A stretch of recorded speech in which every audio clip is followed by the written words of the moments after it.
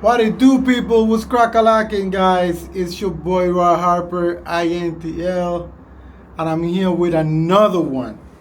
And guys, I don't know if you heard the term check-in chicken when it comes to flying. I don't know if you heard about this before, but I'm gonna explain it the best way I can.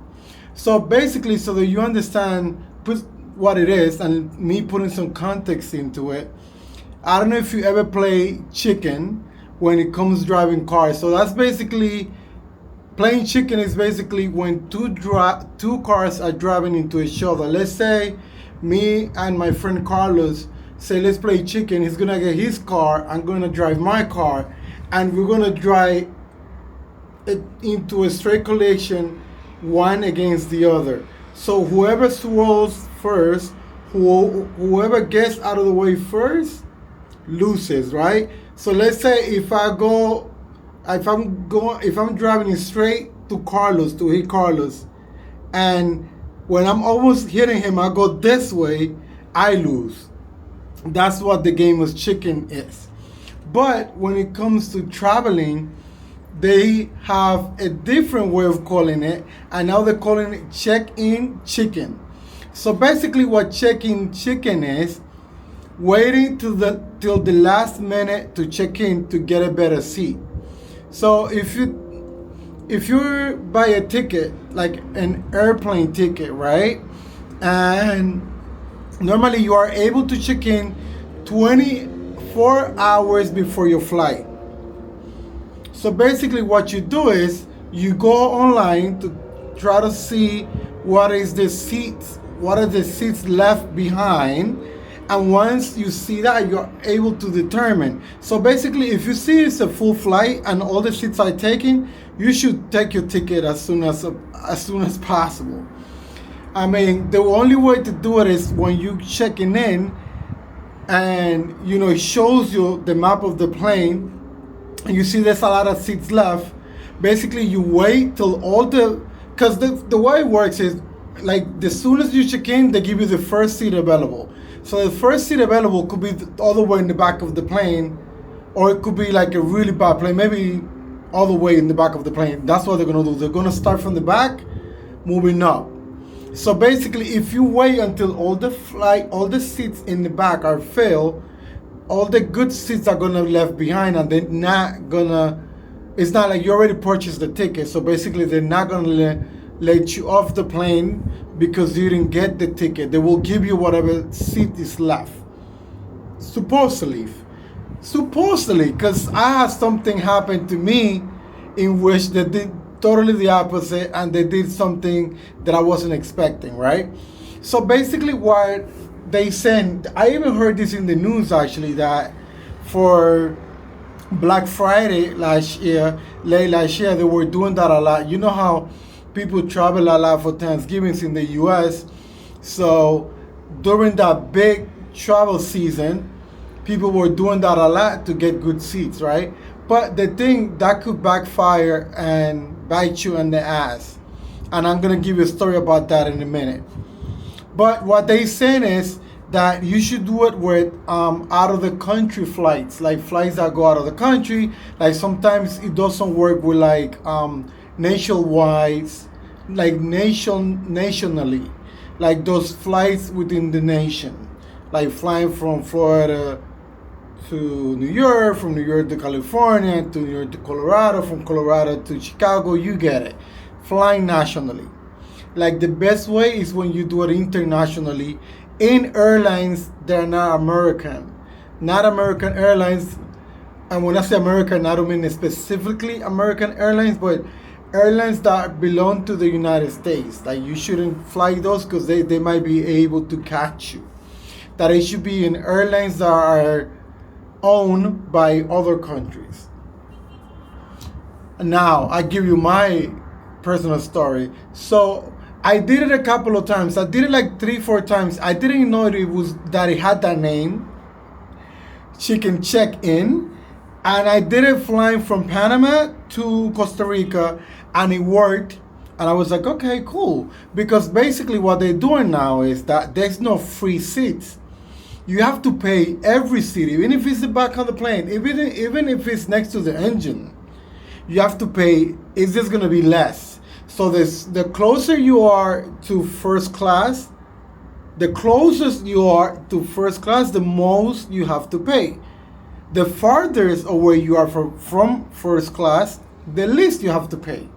So basically, you have to pay for every seat.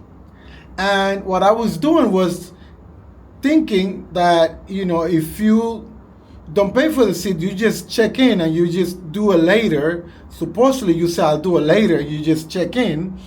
They will assign you a seat. But, I did it going from Panama to Costa Rica. I did it going from Salvador to Costa Rica to Panama. I did it going from Panama to Guatemala, and everything was fine. And I did it the opposite way, coming from Guatemala to Panama as well. I did it going from Panama to Dominican Republic, but guess what? When I was coming back, I was trying to do the same thing, and it didn't work. And then I waited like 4 hours, and it didn't work. And I was like, man, what the hell is going on? So basically, at one point, what it said was, you already checked in, but we're not going to give you a seat until you get to the airport. When you get to the airport, they will give you a seat at the, at the counter. When I got to the counter the next day, they said, there's no seat. The plane is packed. We're going to put you on. We're going to put you on standby. And I'm like, standby? I know exactly what standby. That means that you're going to wait until everybody jumps on the plane. And then if there's a seat left, you're going to give it to me. And that's depending what is my number on the list. Like how many other people got on standby before me. So basically, depending on that, is the seat they're going to give you. So I'm like, man, I got really upset. I started arguing with the people in the counter. They're like, there's nothing we could do. I called the company, like I called Harper Airlines here in Panama. They told me they couldn't do nothing because it had to be, they said they can't do nothing because I have to call 4 hours before my flight or 4 hours after the flight. So they said, if you lose the flight, wait and then call us, and then maybe we'll find something to do based on the ticket that you purchase. Because also, if you purchase a ticket that is not refundable, you're not getting anything back. You basically have to buy another ticket, which is super crappy and crazy. So, I got on standby. I was like, whatever. And I was like, I asked the lady, there's anything else that you could do for me? She's like, no, you just got to go to the gate and wait. So I got to the gate. I was so upset, stressing, cursing them out. So I got to the gate, and this is in Dominican Republic, by the way. And sometimes it's super hot in those airports, man. In the airport, it's super hot sometimes. So I was like, it was lucky for me. It wasn't super hot. It was good. I ate. I got to the gate, and I'm over there waiting. I went to the corner again. I said, hey, I'm here. Guys, if anything comes up, please put me first in the line because I really got to get back to Panama. I got to work the next day. I have a couple of meetings that I cannot miss. So they're like, well, there's nothing we could do. We got to wait. Eventually, long story short, they called my name and I was able to jump on the plane. I was able to get in the plane. But the whole freaking thing that you have to go through, all this stress over that shit, like I have never done it again.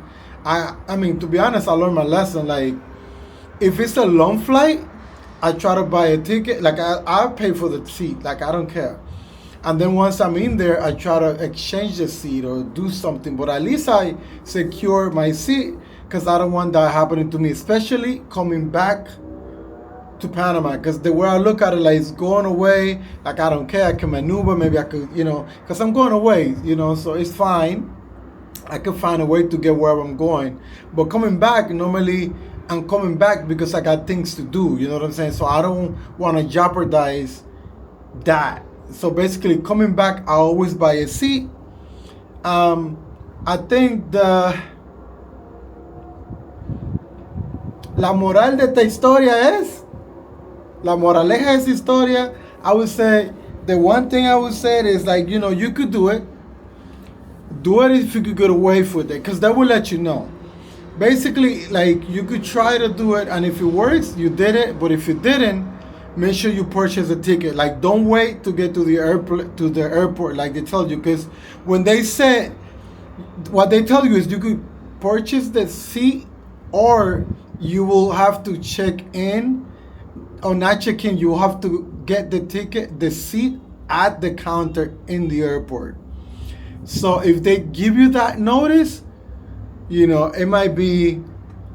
It might be an issue when you get to the airport. So I would say, if you get that notice, if they tell you that you will have to do it at the airport counter, purchase your ticket, man, because you never know. These airlines nowadays, bro, they could do anything they want with you, man. It's like they're doing you a favor. The customer service they have is horrible. Like, I remember back in the days, like, if any little thing happened to you during the flight, before the flight, or with your ticket, they will give you miles. They will give you like free stuff. They will even give you a free ticket and stuff like that. Nowadays, they don't care. They charge for everything. Some airlines even charge you for a glass of water. Like, it's just horrible. But it is what it is. Play it up to. If you could play it and get away with it, do what you do. Keep doing it. I wanted to share some light with you guys and let you know that's the new thing called chicken check-in, which is super cool if you can't get away with it. But if you notice that something is gonna go wrong, if you notice they're sending you crazy messages telling you that you need to check in at the counter in the airport, immediately pay for your seat and don't deal with the stress. Because I was stressing out at the airport. I was super annoyed, cursing people out, and you don't want to go through that for $20. Like, $20 more, $20 less, just pay for the seat if it comes to that. Again, if you're able to get away from the gate, do what you do. Get away with it. But if they give you a crazy message, just pay for the seat. It's not worth it. Alright? So, just giving you some knowledge and some of my experiences traveling. Talk to you guys on the next one. It's your boy Ray Harper. Do not forget to subscribe, share the video. Again, I'm gonna put some links on my description of my essentials, of my new songs. My new album is out. I'm gonna put the link below. Where I get all these crazy hats, man. On every video you see me with some crazy hats. Where I get my glasses, all of that, man. I'm gonna put the links below. So if you're interested, check it out. Talk to you guys on the next one. Again, I said it like 3 times, man, but it's your boy.